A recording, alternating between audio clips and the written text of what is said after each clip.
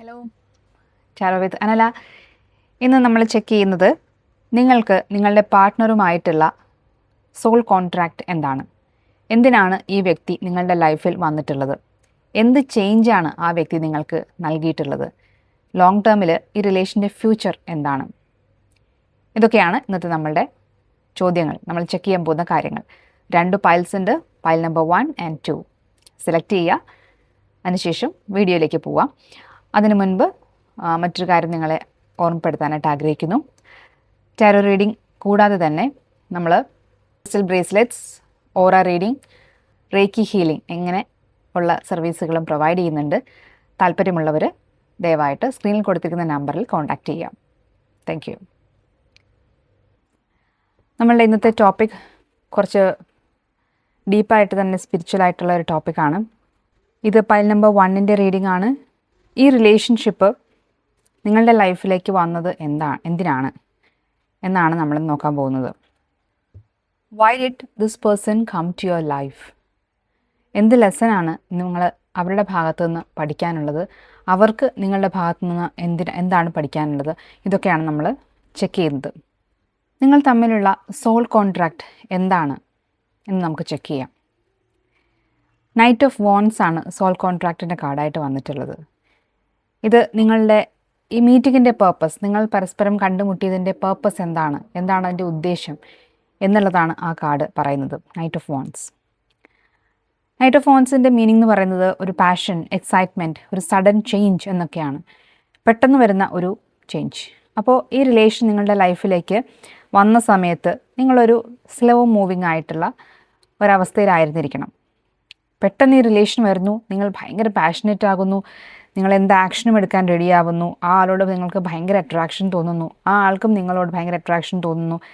പെട്ടെന്ന് ലൈഫിനൊരു പുതുജീവൻ വന്ന പോലെ നിങ്ങളെ ആകെ, നിങ്ങളുടെ മാനസികാവസ്ഥയും നിങ്ങളുടെ ചുറ്റുപാടുകളെയും പെട്ടെന്നൊന്ന് പിടിച്ചു കുലുക്കിയതുപോലെയുള്ള ഒരു റിലേഷൻ ആയിരുന്നിരിക്കും ഇത്.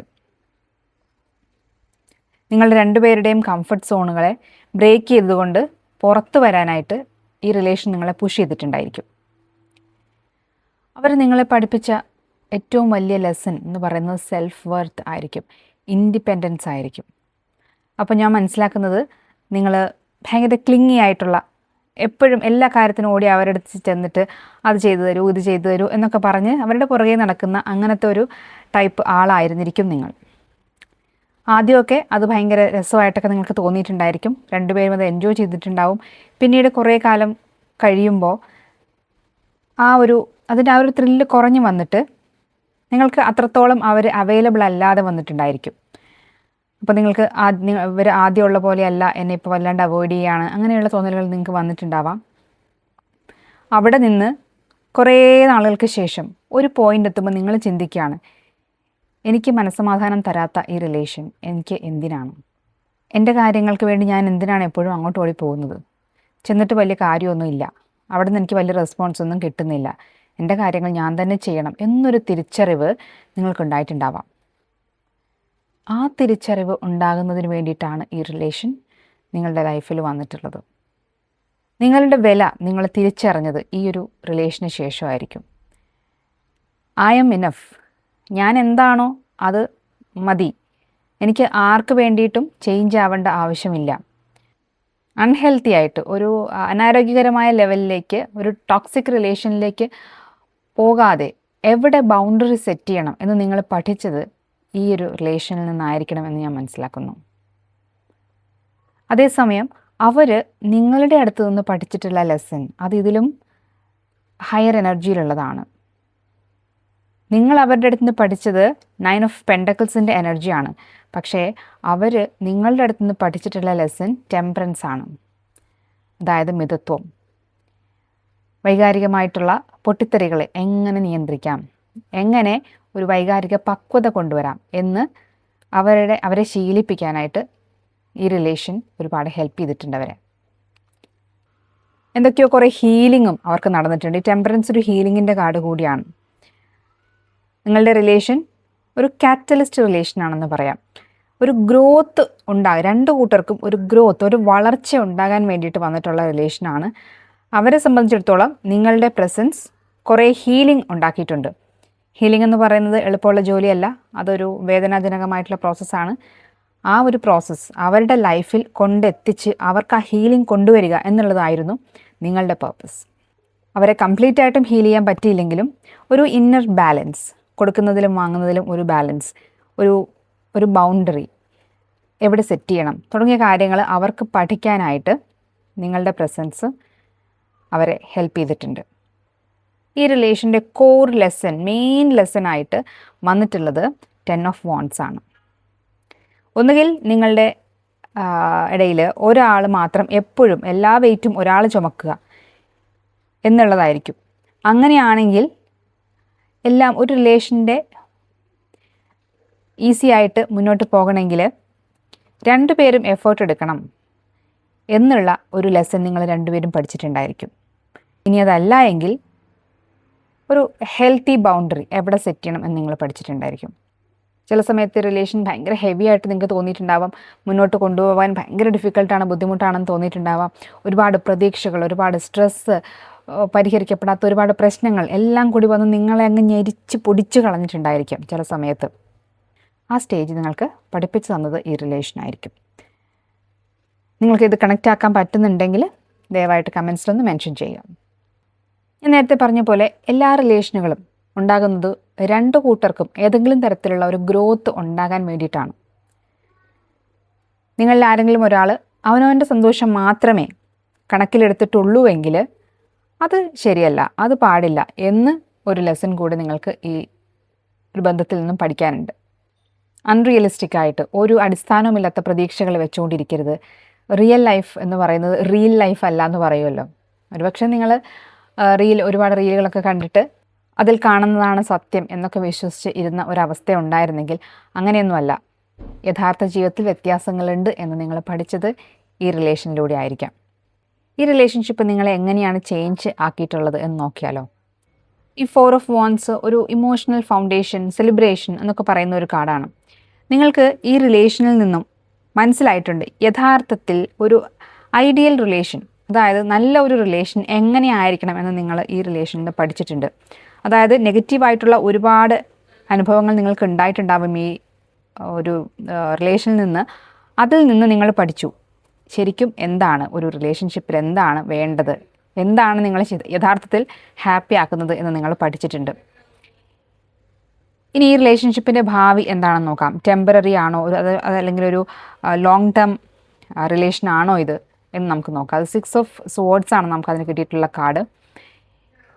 ഈ ഒരു പേഴ്സൺ ഞാൻ നേരത്തെ പറഞ്ഞതുപോലെ നിങ്ങളുടെ ലൈഫിലേക്ക് വന്നിട്ടുള്ളത് ഒരു മൂവ്മെൻറ്റിൻ്റെ അല്ലെങ്കിൽ ഒരു ഹീലിങ്ങിൻ്റെ ഒരു ഫേസിലാണ്. ഒരു ഇമോഷണൽ സ്റ്റേറ്റിൽ നിന്നും മറ്റൊന്നിലേക്ക് മാറാൻ ആണ് ഈ റിലേഷൻ നിങ്ങളെ ഹെൽപ്പ് ചെയ്തിട്ടുള്ളത്. കൺഫ്യൂസ്ഡ് ആയിരുന്ന ഒരു സമയത്ത് നിന്ന് ഒരു ക്ലാരിറ്റിയിലേക്ക് വരാൻ, ഒരു കാര്യങ്ങൾക്കൊന്നും ഒരു നീക്കുപോക്കും ഇല്ലാതിരുന്ന സമയത്ത് നിങ്ങളെ ഒന്ന് ഷെയ്ക്ക് ചെയ്യാൻ, നിങ്ങളെ ഗ്രോത്തിലേക്ക് കൊണ്ടുപോകാൻ ഒക്കെയാണ് ഈ റിലേഷൻ വന്നിട്ടുള്ളത്. ഞാൻ നേരത്തെ പറഞ്ഞു ഒരു കാറ്റലിസ്റ്റ് റിലേഷനാണ്. അതായത് മറ്റൊരു രീതിയിൽ പറഞ്ഞാൽ പുതിയ ഒരു ചാപ്റ്റർ ഓഫ് ലൈഫ്, പുതിയൊരു ചാപ്റ്റർ നിങ്ങളുടെ ലൈഫിൽ തുറന്നു തരാൻ വേണ്ടിയിട്ടാണ് ഈ ഒരു റിലേഷൻ വന്നിട്ടുള്ളത്. എന്ന് വെച്ചാൽ ഇതൊരു സോൾ റിലേഷനായിട്ട് എനിക്ക് ഫീൽ ചെയ്യുന്നില്ല. നിങ്ങളുടെ ലൈഫിലേക്ക് ഒരു പർപ്പസ് അല്ലെങ്കിൽ കുറേ തിരിച്ചറിവുകൾ വരാൻ വേണ്ടിയിട്ട് വന്നിട്ടുള്ള റിലേഷനാണ്. ഇത് ലോങ് ടേമിലേക്ക് കൊണ്ടുപോകാൻ കഴിയുന്നൊരു ബന്ധമാണ്. പക്ഷേ ആ ലോങ് ടേമിൽ തന്നെ പോകണം എന്നില്ല, പോയിക്കോളണം എന്നില്ല, പോകുമെന്ന് ഉറപ്പ് പറയാൻ സാധിക്കില്ല എന്നാണ് എനിക്കിവിടെ ഫീൽ ചെയ്യുന്നത്. നിങ്ങൾക്കിത് കണക്റ്റ് ആയിട്ടുണ്ടെങ്കിൽ, നിങ്ങൾ റിലേറ്റ് ചെയ്യാൻ പറ്റുന്നുണ്ടെങ്കിൽ കമൻസിൽ മെൻഷൻ ചെയ്യുക. Thank you. പൈൽ നമ്പർ 2 റീഡിങ്ങിലേക്ക് പോവാം. ഇത് നിങ്ങളുടെ സോൾ കോൺട്രാക്ട് റീഡാണ്. നിങ്ങളുടെ വ്യക്തിയുമായിട്ട് നിങ്ങൾ എന്തിനാണ് സോൾ ലെവലിൽ കണക്റ്റ് ആയിട്ടുള്ളത്, ഈ ലൈഫ് ടൈമിൽ നിങ്ങൾ എന്തുകൊണ്ടാണ് പരസ്പരം പരിചയപ്പെട്ടത് എന്ന് ആണ് നമ്മൾ നോക്കുന്നത്. നിങ്ങൾ തമ്മിലുള്ള സോൾ കോൺട്രാക്റ്റ് എന്താണ് എന്നാണ്. ആ മെയിൻ ക്വസ്റ്റ്യൻ തന്നെ നമുക്ക് ആദ്യം ആൻസർ ചെയ്യാം. എന്താണ് നിങ്ങളുടെ സോൾ കോൺട്രാക്റ്റ്? എനിക്ക് കിട്ടിയിട്ടുള്ള കാർഡ് 9 ഓഫ് വാണ്ട്സ് ആണ്. ഇതൊരു റെസിലിയൻസിൻ്റെ കാർഡാണ്. അതായത് നിങ്ങൾ രണ്ടുപേരും ഓൾറെഡി മറ്റ് റിലേഷനുകളിലായിരുന്നവരായിരിക്കും. ഇമോഷണലി നിങ്ങൾക്ക് ഒരുപാട് പ്രശ്നങ്ങൾ ഉണ്ടായിട്ടുണ്ട് ഈ റിലേഷൻ ഉണ്ടാകുന്നതിന് മുൻപ് തന്നെ. അതിൻ്റെ ഒന്നും മുറിവുകൾ ഉണങ്ങാതെ ഹീലാവാതെയാണ് നിങ്ങൾ ഈ റിലേഷനിലേക്ക് വന്നിട്ടുള്ളത്. ഇവിടെ വന്നതിന് ശേഷം എന്ത് സംഭവിച്ചു എന്ന് ചോദിച്ചാൽ, ആ പാസ്റ്റ് പാറ്റേൺസ്, നിങ്ങൾക്ക് നേരത്തെ ഉണ്ടായിരുന്ന പാറ്റേണുകൾ, ആ പഴയ മുറിവുകൾ ഇവരായിട്ട് വീണ്ടും പുറത്ത് കൊണ്ടുവരികയാണ്. സെയിം രീതിയിലുള്ള, ഒരേ രീതിയിലുള്ള വേദനകൾ, മുൻപുണ്ടായിട്ടുള്ള പോലത്തെ തന്നെ വേദനകൾ വീണ്ടും വീണ്ടും നിങ്ങളുടെ ലൈഫിൽ ഉണ്ടായിട്ടുണ്ട്. അങ്ങനെ ആ പഴയ മുറിവുകൾ വീണ്ടും തുറന്നു വന്നു. എന്തിനാണ്? അത് യൂണിവേഴ്സിൻ്റെ ഒരു രീതിയാണ്. നമ്മളുടെ മനസ്സിൽ എന്തെങ്കിലും ഒരു വൂണ്ടുണ്ടെങ്കിൽ അത് ഹീലാകുന്നത് വരെ നമ്മളെ കൊണ്ട് അതിനുള്ള എഫേർട്ട് എടുപ്പിക്കും ഹീൽ ആവാനുള്ള. അങ്ങനത്തെ ഒരു റിലേഷനാണിത് എന്നാണ് ഞാൻ മനസ്സിലാക്കുന്നത്. പണ്ടുണ്ടായിരുന്ന വൂണ്ടുകൾ, മുറിവുകൾ ഉണങ്ങാതെയാണ് നിങ്ങൾ ഈ റിലേഷനിലേക്ക് വന്നിട്ടുള്ളത്. നിങ്ങളുടെ പാർട്ട്ണർ ഈ റിലേഷനിൽ നിന്നും പേജ് ഓഫ് സ്വേർഡ്സിൻ്റെ എനർജിയാണ് അവർ മനസ്സിലാക്കിയിട്ടുള്ളത്. അതായത് അവർക്ക് നിങ്ങൾ ഈ റിലേഷനിൽ നിന്നും ഏറ്റവും കൂടുതൽ പഠിച്ചിട്ടുള്ളത് അവെയർനെസ് ആണ്, ക്ലാരിറ്റിയാണ്, കൃത്യത, വ്യക്തത. എന്തിന് ഈ റിലേഷൻ ലൈഫിലേക്ക് വന്നു, നിങ്ങൾ അന്വേഷിച്ച് പോകേണ്ടിയിരുന്ന കുറേ സത്യങ്ങൾ നിങ്ങൾ മനസ്സിലാക്കുകയാണ്. കാര്യങ്ങളുടെ കിടപ്പ് വശം എങ്ങനെയാണ് എന്ന് നിങ്ങൾക്ക് മനസ്സിലാക്കാൻ വേണ്ടിയിട്ടാണ് ഈ റിലേഷൻ വന്നിട്ടുള്ളത്. നിങ്ങൾ ഒബ്സർവ് ചെയ്യാൻ പഠിച്ചു, സത്യം മനസ്സിലാക്കാൻ പഠിച്ചു, റെഡ് ഫ്ലാഗുകൾ തിരിച്ചറിയാൻ പഠിച്ചു, എവിടെയാണ് ബൗണ്ടറി വെക്കേണ്ടതെന്ന് നിങ്ങൾ പഠിച്ചു. ട്രസ്റ്റ് ഇഷ്യൂസ് ഉണ്ടായിരുന്നു നിങ്ങൾക്ക് ഒരു കാലത്ത്. നിങ്ങളെല്ലാവരെയും ബ്ലൈൻഡായിട്ട് അന്ധമായി വിശ്വസിച്ചിരുന്നൊരു കാലം ഉണ്ടായിരുന്നു നിങ്ങൾക്ക്. ഈ റിലേഷനിൽ വന്നതിന് ശേഷം നിങ്ങൾ പഠിച്ചു അങ്ങനെ എല്ലാവരെയും കണ്ണടച്ച് വിശ്വസിക്കാൻ പാടില്ല എന്നുള്ളത്. അതേസമയം നിങ്ങളുടെ പേഴ്സൺ നിങ്ങളുടെ ഭാഗത്തു നിന്ന് പഠിച്ചിട്ടുള്ളത് 5 ഓഫ് കപ്സിൻ്റെ എനർജിയാണ്. അതായത് അവർ മുൻപ് ചെയ്തു പോയിട്ടുള്ള എന്തൊക്കെയോ തെറ്റുകൾ, അതിൽ അവർക്ക് റിപ്പൻറ്റ് ചെയ്യേണ്ടി വരികയാണ്, അവർക്ക് പശ്ചാത്തപിക്കേണ്ടി വരികയാണ്.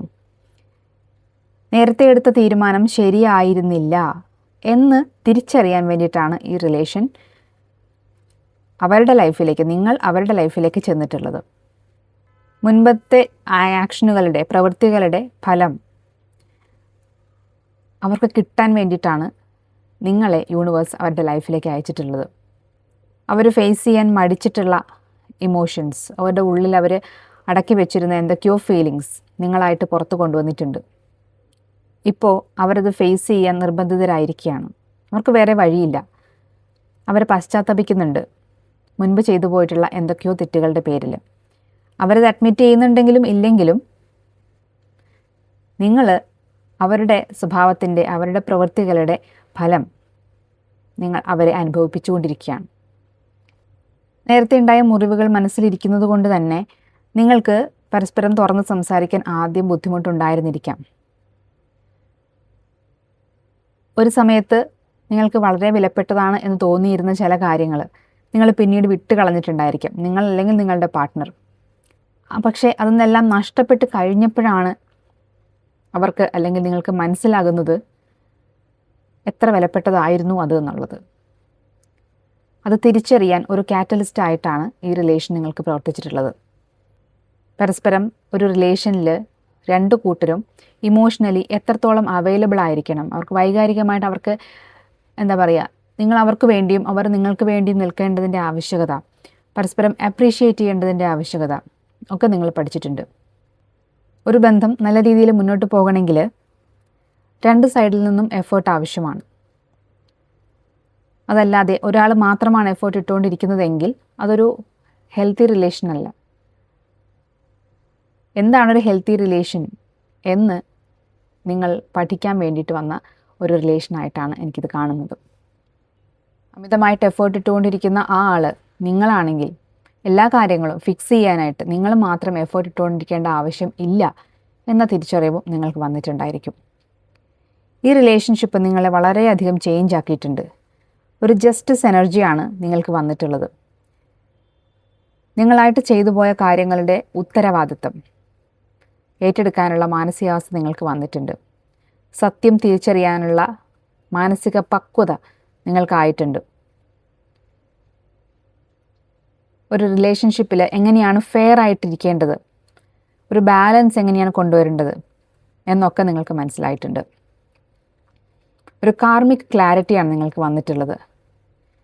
എന്തുകൊണ്ട് ഇത് സംഭവിച്ചു, എന്തുകൊണ്ട് ചില കാര്യങ്ങൾ സംഭവിച്ചു ലൈഫിൽ എന്നുള്ള ഒരു തിരിച്ചറിവ്, അവബോധം നിങ്ങൾക്ക് വന്നിട്ടുണ്ട്.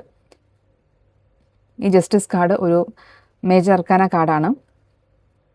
അതുകൊണ്ടാണ് ഞാൻ പറയുന്നത് ഇതൊരു കാർമിക് ക്ലാരിറ്റി കൊണ്ടുവരാൻ വേണ്ടിയിട്ട് വന്നിട്ടുള്ള ഒരു ബന്ധമാണ്. ഇനി ഇതിൻ്റെ ലോങ് ടേം പൊട്ടൻഷ്യൽ നോക്കാം. കിങ് ഓഫ് പെൻറ്റക്കിൾസിൻ്റെ എനർജിയാണ് വന്നിട്ടുള്ളത്. അതൊരു നല്ല സൈനാണ്. ചില കാര്യങ്ങൾ, വസ്തുതകൾ തിരിച്ചറിഞ്ഞിട്ടുള്ളത് കൊണ്ട് തന്നെ നിങ്ങൾക്കിതൊരു ലോങ് ടേം റിലേഷനായിട്ട് കൊണ്ടുപോകാനുള്ള സാധ്യതയുണ്ട്. എന്നാൽ ഈ റിലേഷൻ തുടങ്ങിയപ്പോൾ ഉള്ള പോലെ തന്നെ ആയിരിക്കില്ല, അതിന് ചില ചേഞ്ചസ് വരും. പക്ഷേ നിങ്ങൾക്ക് തീർച്ചയായിട്ടും ഇതൊരു ലോങ് ടേമിലേക്ക് കൊണ്ടുപോകാൻ സാധിക്കുന്ന ഒരു ബന്ധമായിട്ടാണ് എനിക്കിവിടെ കാണുന്നത്. ഈ പറഞ്ഞ കാര്യങ്ങൾ നിങ്ങൾക്ക് റിലേറ്റ് ചെയ്തിട്ടുണ്ടെങ്കിൽ, റെസനേറ്റ് ചെയ്തിട്ടുണ്ടെങ്കിൽ ദയവായി കമൻസിൽ മെൻഷൻ ചെയ്യാം. നമുക്ക് മറ്റൊരു വീഡിയോയുമായിട്ട് വീണ്ടും കാണാം. താങ്ക്